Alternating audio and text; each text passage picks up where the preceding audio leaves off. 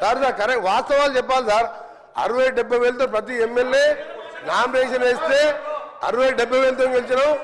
Nalgonda parliament సభ్యుడు భారతదేశంలో south ఇండియాలో 5,75,000 ఓట్లతో గెలిచిందంటే మా ప్రజలు గత ప్రభుత్వం మీద ఎంత కసిగా ఉన్నారో అది ఎగ్జాంపుల్ సార్ దగ్గర.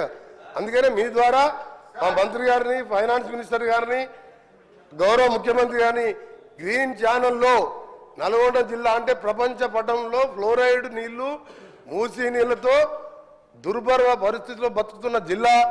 మీ ద్వారా వీళ్ళందరికీ రిక్వెస్ట్ చేస్తున్నా, మా మంత్రులందరూ కూడా సహకరించండి. 40 లక్షల మంది మా ప్రజల జీవితాలను కాపాడాలని పిల్లాయిపల్లి ధర్మారెడ్డితో పాటు గోదావరి నీళ్లు, గంధమల్ల ప్రాజెక్టు పైన మల్లన్న సాగర్ నిండా కడుపు నిండా 50 టీఎంసీ నీళ్లు దాచిపెట్టుకున్న అధ్యక్ష. 20,000 పెట్టి రిజర్వాయర్ కట్టిను.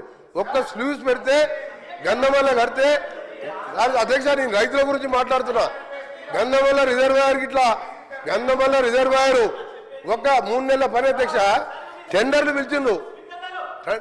పిలిచిండు గంధమల్ల రిజర్వాయర్ టెండర్లు పిలిచి టెండర్లు క్యాన్సిల్ చేసారు.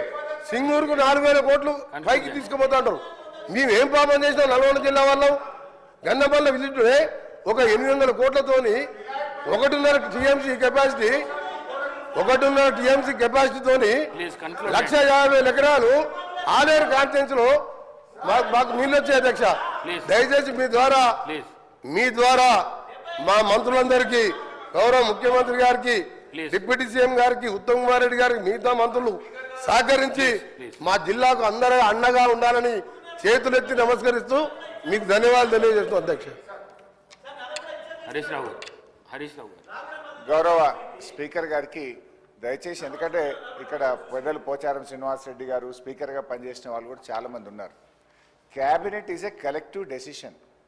నేను చాలా సంవత్సరాల నుంచి సభలో ఉన్న తప్ప మంత్రి లేచి ఇంకొక మంత్రిని ప్రశ్నలు అడిగేటువంటి సంస్కృతి ఉండదు. బికాజ్ క్యాబినెట్ అనేది ఒక కలెక్టివ్ డెసిషన్. మంత్రి అనేది ఒక పోర్ట్ఫోలియో చూసినా అన్ని శాఖలకు సమానమైనటువంటి బాధ్యతను మంత్రి కలిగి ఉంటాడు. ఇవాళ మీరు కూడా దయచేసి నేను మీతో కోరేది ఏంటంటే, మీరు కూడా ఇట్లా ఒక మంత్రి లేచి ఇంకో మంత్రిని ప్రశ్నలు అడగడానికి అవకాశం ఇస్తే అసలు ప్రశ్నోత్తరాల సమయం యొక్క దాని మీనింగే మారిపోతుంది అధ్యక్ష. దయచేసి లేని సంస్కృతిని తీసుకురావద్దు. మంత్రి అనే వాళ్ళు క్యాబినెట్లో మాట్లాడుకోవచ్చు. Government is a collective decision. ఇట్లా మినిస్టర్లు లేచి అడిగే సంస్కృతి ఉండదు. నంబర్ 1. నంబర్ 2, గతంలో కూడా కోమటిరెడ్డి వెంకటరెడ్డి గారు అప్పుడు కూడా మంత్రిగా ఉన్నారు వారు. మరి వారి హయాంలోనే ఈ మూసి ఈ రకంగా జరిగింది.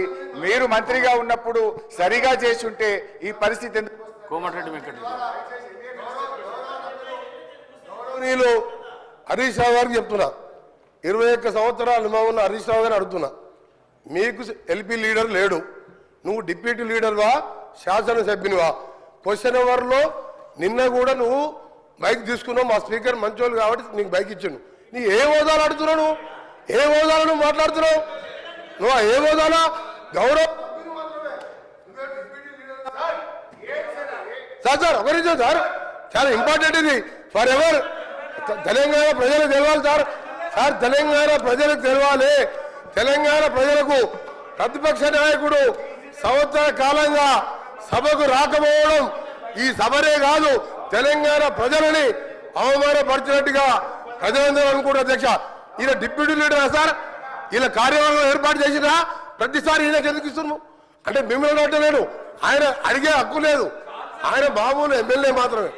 అందుకనే గౌరవ చెప్తున్నా, నా బాధతోని నల్గొండ ప్రజల కడుపులో ఆవేదన, ఫ్లోరైడ్, మూసీ నీళ్లు చచ్చిపోతున్నారు సార్. ప్రజలు పేదవాళ్ళు, డబ్బున్న వాళ్ళు హైదరాబాద్కి వచ్చిండ్రు, డబ్బు లేని దళితులు, గిరిజనులు నల్గొండలు చచ్చిపోతున్నారు.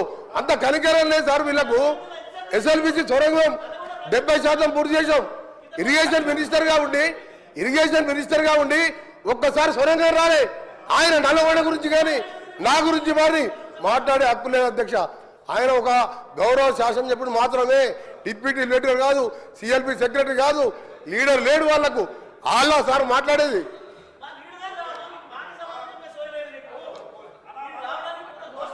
సార్, ఇప్పుడు ఈ రాష్ట్రాన్ని అతి ఎక్కువ కాలం పాలించింది కాంగ్రెస్ పార్టీ.